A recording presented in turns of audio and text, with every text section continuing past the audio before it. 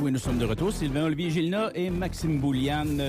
On a quelqu'un ici qui va nous parler à agriculture et dans son domaine à lui, il s'y connaît pas mal, n'est-ce pas? Yes, exactement. Il s'agit de Félix Couture qui travaille et qui fait partie de la relève dans le domaine maraîcher, surtout dans le lait, en fait, si je peux bien m'exprimer. Salut Félix! Salut, ça va bien? Ça va bien, vous autres? Ben toi, en Très fait. bien. Super.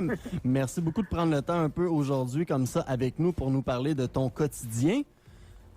Ah, parfait, ça me fait plaisir. Super. Donc, premièrement, comment ça se passe, toi, ces temps-ci, là, avec les récoltes, avec ta réalité depuis qu'on est, parce qu'on sait, on a des problèmes de pénurie de main-d'œuvre. On sait que aussi, il y a il y a beaucoup de lait présentement. Je pense que ça a sorti dans les dernières semaines, qui avait malheureusement été perdu. Comment ça se fonctionne de ton côté présentement?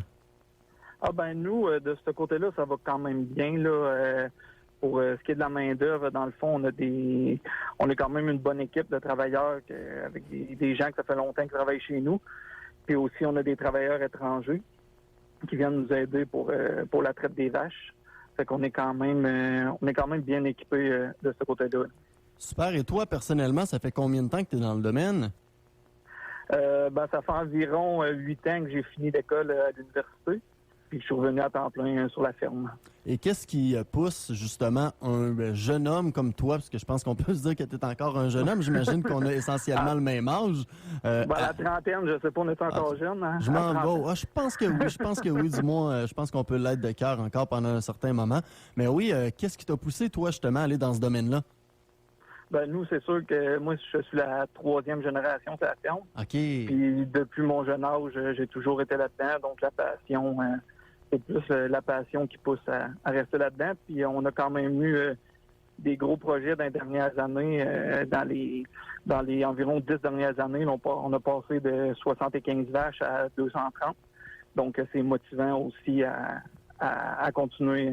Et lorsqu'on parle justement comme ça de 75 à 230 vaches, est-ce que c'est les mêmes tâches qui doivent tout simplement être faites, mais à plus grande échelle, ou il y a vraiment un changement de structure dans le fonctionnement?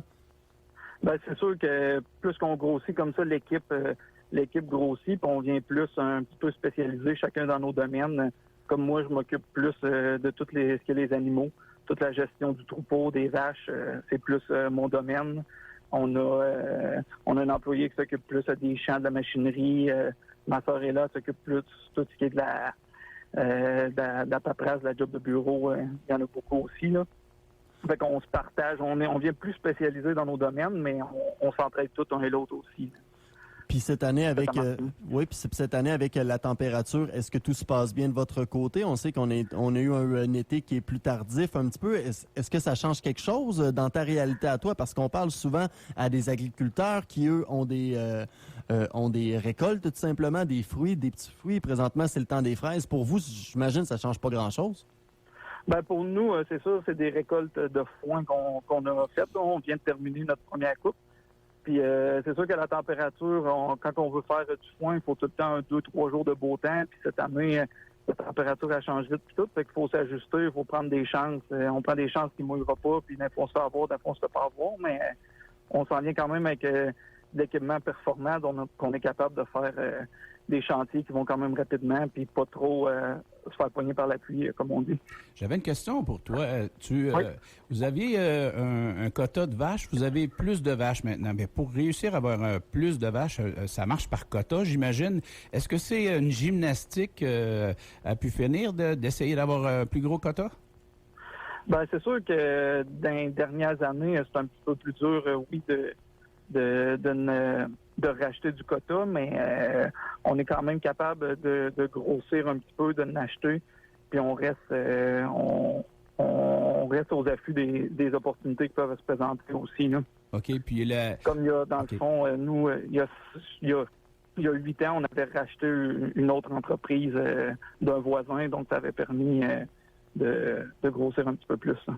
OK. Puis pour ce qui est du prix du lait, il est fixé par un barème, je pense, c'est fédéral puis tout ça. Est-ce que vous êtes en train actuellement de vous battre, vous autres aussi, pour avoir un peu plus pour arriver dans tout ce qui est en cours, l'inflation et tout?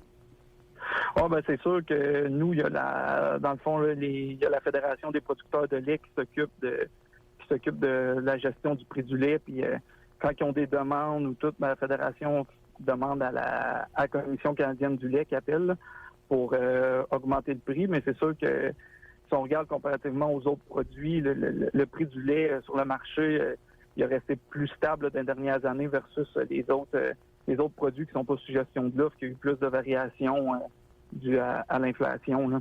OK, pour vous autres, c'est pas un grand stress. Non, ben c'est sûr que tout le prix des intrants et tout qui augmente. Là. Donc, oui, la marge elle revient plus serrée. Le bénéfice à la fin peut être plus serré. Là. C'est pour ça que des fois, il y a des augmentations un petit peu du prix du lait, qu'il y a eu deux augmentations dans les derniers mois là, pour les consommateurs. Non, mais ça, je suis bien d'accord avec toi que c'est vrai que c'est quelque chose qu'on a remarqué, mais en même temps, le lait a été capable de rester à un prix stable. Oui, je comprends que c'est une ressource qui est très, très, très en demande un petit peu partout, donc on veut garder ça le plus bas possible, du moins pour nous, le consommateur, mais en même temps, votre réalité, votre foin, vos coûts d'exploitation ont tous explosé, donc pour ça, je pense pas qu'on vous en veut du tout. En passant, là, Félix Couture... Vous, votre j'allais dire votre laitière, c'est où est-ce qu'on avait l'espèce de grosse fraise, hein? Oui, c'est ça, la grosse fraise est encore là. Ça fait environ, il y a 15 ans environ, on produisait des fraises. Là. Présentement, c'est un autre producteur qui loue seulement l'emplacement pour la vente. C'est quand même un bon point stratégique. Mais oui, c'est de la ferme juste en arrière qu'on voit derrière la grosse fraise. Splendide. Ben merci beaucoup d'avoir pris le temps sur nos ondes un petit peu de nous expliquer c'est quoi ta réalité puis présentement le fait que ça va bien. Très content de pouvoir voir que on a de la bonne relève en base. Félix Couture, tu es salué. Merci d'avoir passé sur nos ondes. Merci. Salut, merci.